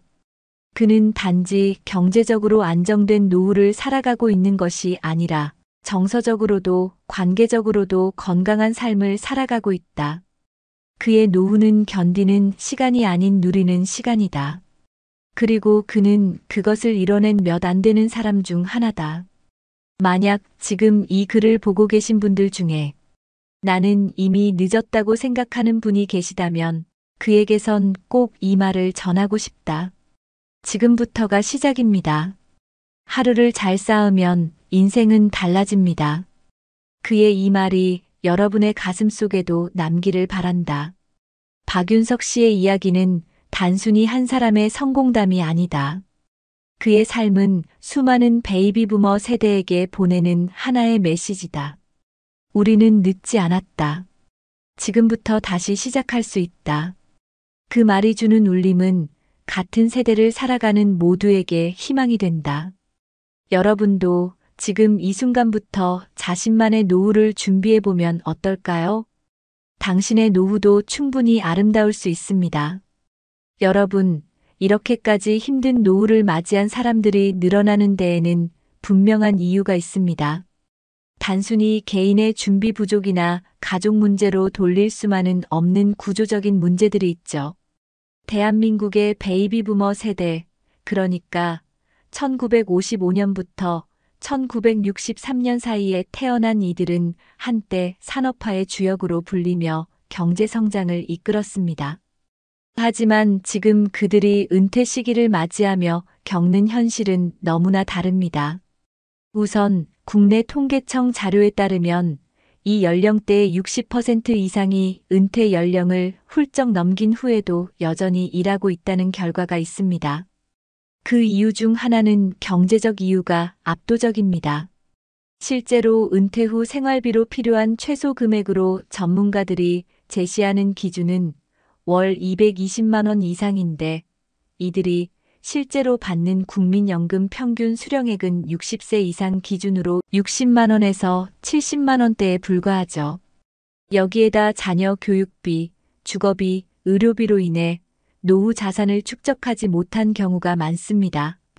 특히 IMF 외환위기 당시 중년을 보낸 이들은 구조조정으로 인해 조기 퇴직을 겪었고 이후 안정적인 재취업을 하지 못한 채 자영업에 뛰어들었다가 실패한 경우도 적지 않습니다. 이로 인해 실제 자산보다 부채가 많은 숨은 빈곤 노인층이 급증하고 있는 상황입니다. 이런 상황은 한국만의 문제가 아닙니다. 해외에서도 비슷한 흐름이 관찰되고 있는데요. 예를 들어 미국 노동통계국 BLS의 자료에 따르면 65세 이상 고령층 중 약 20%가 여전히 노동시장에 머물고 있으며 이 수치는 계속 증가하는 추세입니다. 전문가들은 그 원인을 불안정한 사회보장제도와 연금의 실질 구매력 감소로 보고 있습니다. 특히 세계적으로 고령화가 빨라지는 국가들일수록 이 문제가 두드러지는데 일본의 경우 70세 이상 고령층 중 절반 가까이가 일정한 형태의 노동에 종사하고 있다고 합니다. 한국도 다르지 않습니다. 베이비부머 세대의 대부분은 퇴직 이후 국민연금 외에 별다른 소득이 없으며 자영업 실패나 부동산 투자 실패로 인해 기대했던 노후 자산이 빠르게 소진되는 경우가 많습니다. 실제로 한 해외 재무학 저널에 실린 연구에서는 은퇴 후 자산 감소 속도가 예상보다 훨씬 빠르게 진행되며 연금 소득만으로는 평균 수명을 감당하기 어렵다는 분석이 나오기도 했죠. 게다가 100세 시대에 접어들며 은퇴 후 30년이라는 개념은 이제 현실이 되었습니다. 그런데 그 긴 시간을 준비 없이 맞닥뜨린다는 것은 마치 무방비 상태로 거대한 파도를 마주하는 것과 같습니다. 그동안의 직장 생활에서는 월급이라는 안전망이 있었지만 은퇴 후에는 모든 것이 스스로 감당해야 할 몫이 되죠. 특히 중장년층은 가족을 부양하느라 자신을 돌볼 겨를이 없었고 자녀의 결혼과 주택 마련까지 떠맡으면서 정작 본인의 노후 준비는 뒷전이 된 경우가 허다합니다. 전문가들은 지금이라도 늦지 않았다고 말합니다. 그들은 공통적으로 소비 구조를 재편하고 지역사회와 연결돼 있는 삶을 설계하라고 조언합니다. 또한 베이비부머 세대의 사회적 고립 문제는 노후의 심리적 건강까지 영향을 미친다고 경고합니다. 결국 노후를 지켜줄 진짜 자산은 경제적 수단과 함께 사회적 관계망이라는 거죠. 이 모든 것이 하나로 연결되어 있을 때 은퇴 이후의 삶도 비로소 존엄할 수 있습니다. 또한 해외에서는 노동 후반기 설계라는 개념이 널리 퍼져 있습니다. 단순히 퇴직 후 쉬는 것이 아닌 본인의 경험과 기술을 바탕으로 새로운 형태의 일을 찾고 사회에 기여하며 자아실현까지 이어가는 구조를 장려하고 있는 것이죠. 우리 사회도 이제는 이런 방향으로 전환해야 한다는 목소리가 커지고 있습니다. 노후가 불안한 것이 당연한 시대는 이제 지나가야 합니다. 누구나 당당하게 스스로 선택하는 은퇴 이후 삶을 살아갈 수 있어야 합니다. 그 시작은 현실을 직시하는 것에서부터 출발합니다. 지금 여러분의 상황은 어떠신가요? 지금이 바로 준비해야 할 시간입니다. 이제라도 방향을 바꿔야 합니다. 나의 남은 20년, 30년을 위해 말이죠. 지금 이 순간이 여러분의 인생을 바꾸는 터닝 포인트가 될 수 있습니다. 여러분, 지금까지의 이야기를 들으시며 어떤 생각이 드셨나요? 그렇다면 이제 이 상황을 조금이라도 바꿔보기 위해 우리가 실질적으로 할 수 있는 일은 무엇일까요? 전문가들은 가장 먼저 은퇴 이후에도 지속 가능한 삶의 구조를 고민해야 한다고 말합니다. 무조건 일자리를 구하라는 이야기가 아닙니다. 내가 가진 경험과 역량을 어떻게 사회와 다시 연결할 수 있을지를 찾는 것이 먼저라는 거죠. 실제로 우리나라 각 지자체에서는 이런 움직임을 조금씩 만들어가고 있습니다. 예를 들어 서울시는 50플러스 재단을 통해 50세 이상 중장년층에게 생애 재설계 교육과 재취업 프로그램을 제공하고 있으며 무료로 상담과 강의를 들을 수 있는 기회가 열려 있습니다. 부산시는 신중년 경력형 일자리 사업을 통해 퇴직한 중장년의 경력을 활용한 지역사회 공헌 활동을 지원하고 성과에 따라 인건비도 일정 수준 보전해주고 있죠. 또 대구시에서는 노인 일자리 전담기관인 대구 시니어 클럽이 운영되며 공공형 일자리뿐 아니라 시니어 창업 지원까지 연결하고 있습니다. 이런 지역 단위의 프로그램은 아직 전국적으로 알려지지 않아 참여율이 낮은 경우도 있지만 실제로 참여해본 이들은 내가 다시 사람으로 대접받는 느낌이었다고 말할 정도로 긍정적인 변화를 느낀다고 합니다. 특히 자존감 회복과 사회적 관계망의 재구축이라는 측면에서 큰 역할을 하죠. 전문가들은 이러한 프로그램이 더욱 확대되어야 하며 노인이 단순히 보호받는 대상이 아니라 사회의 한 구성원으로 존중받으며 기여할 수 있는 구조를 만들어야 한다고 강조합니다. 해외에서도 우리와 비슷한 고민을 가진 국가들이 이미 다양한 방안을 실행 중입니다. 예를 들어 독일은 고령층의 노동 참여를 장려하기 위해 정년 연장을 선택할 수 있도록 유연한 제도를 마련했고 일정 나이 이상이 되더라도 계속 일하고 싶어 하는 사람들을 위한 세금 감면 제도까지 시행하고 있습니다. 일본 역시 생애연 역사회를 목표로 70세까지 일할 수 있도록 고용안정지원금과 기업 인센티브를 제공하고 있습니다. 미국의 경우에는 시니어 인턴십 프로그램을 도입해 55세 이상 고령자가 일정 기간 동안 기업에서 일해보고 정규직으로 전환될 수 있는 기회를 마련해주고 있습니다. 이런 해외의 사례들은 우리에게도 분명한 시사점을 줍니다. 무작정 은퇴를 미루는 것이 아니라 내가 주도적으로 노년의 삶을 설계할 수 있도록 사회 전체가 돕는 구조를 만드는 것, 그것이 핵심입니다. 그렇다면 우리 각자는 지금 어떤 선택을 해야 할까요? 우선 여러분이 살고 있는 지역의 노인 복지 정책이나 신중년 지원 사업을 한번 검색해 보는 것만으로도 큰 차이를 만들 수 있습니다. 요즘은 주민센터나 복지관에서도 정기적으로 상담을 제공하고 다양한 활동 프로그램이 안내되고 있으니 적극적으로 문을 두드려 보세요. 또한 가능하다면 자신이 좋아했던 일이나 잘했던 분야에 대한 교육을 다시 시작해보는 것도 좋은 선택입니다. 지금은 평생학습이 당연한 시대입니다. 60대에 대학을 입학하는 분들도 적지 않고 인터넷 강의를 통해 언제든지 배움의 기회를 누릴 수 있죠. 무엇보다 중요한 건 지금이라도 늦지 않았다는 마음입니다. 너무 늦었다고 생각해 아무것도 하지 않는다면 그게 진짜 위험한 선택일 수 있습니다. 여러분의 노후는 아직도 수십 년이 남아 있습니다. 이 시간을 무기력하게 흘려보낼 수도 있고 새롭게 설계해 다시 일어설 수도 있는 거죠. 인생은 끝나는 순간까지 가능성이 있는 여정입니다. 그러니 주저하지 마세요. 작지만 현실적인 준비를 시작하세요. 한 걸음 내딛는 것만으로도 분명한 변화가 시작될 겁니다. 여러분의 삶은 여전히 소중하고 충분히 바꿀 수 있습니다. 지역사회, 국가, 그리고 여러분 스스로가 함께 이 문제를 마주하고 나아간다면 누구나 존엄한 노년을 살아갈 수 있습니다. 지금 이 순간부터가 바로 그 시작입니다. 혹시 이런 정보들이 낯설게 느껴지시나요? 걱정하지 마세요. 중요한 건 완벽하게 아는 것이 아니라 지금 시작하는 겁니다. 오늘 이 영상이 여러분의 노후를 바꾸는 첫걸음이 되었으면 좋겠습니다. 바람이 분다.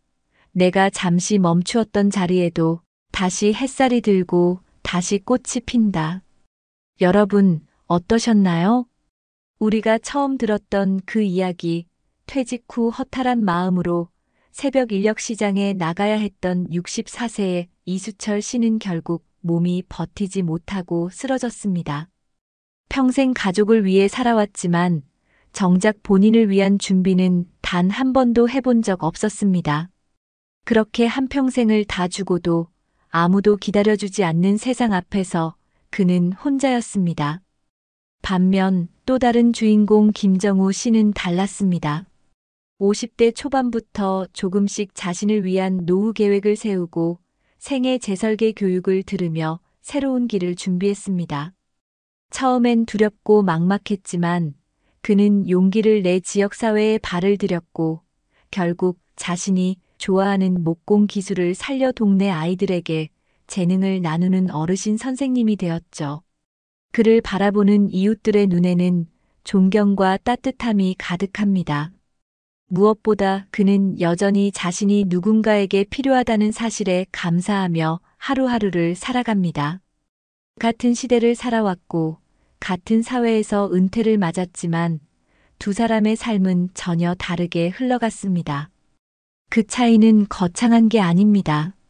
단지 조금 더 일찍 나를 돌아보고 준비할 용기를 낸 것뿐입니다. 여러분, 지금 이 영상을 보고 계신 여러분은 어떤 길 위에 서 계신가요? 혹시 지금 너무 늦은 건 아닐까 두렵고 무엇부터 시작해야 할지 막막하신가요? 하지만 괜찮습니다. 여러분은 혼자가 아니고 지금 이 순간이 바로 다시 시작할 수 있는 가장 좋은 때입니다. 우리는 이제 더는 희생만 하는 세대가 아니라 스스로를 아끼고 사랑할 자격이 충분한 존재입니다. 잠시 멈춰 나의 남은 시간을 나답게 채워갈 수 있는 방법을 함께 고민해 보는 것. 그게 우리가 지금 해야 할 가장 중요한 일이 아닐까요? 늦지 않았습니다. 지금 이 순간부터라도 나의 삶을 위한 준비된 용기를 꺼내보세요. 그 작은 용기가 여러분의 남은 인생을 다시 웃을 수 있는 따뜻한 시간으로 바꿔줄 겁니다. 이 영상이 여러분의 마음에 작은 불빛 하나라도 밝혀드릴 수 있기를 진심으로 바랍니다. 감사합니다.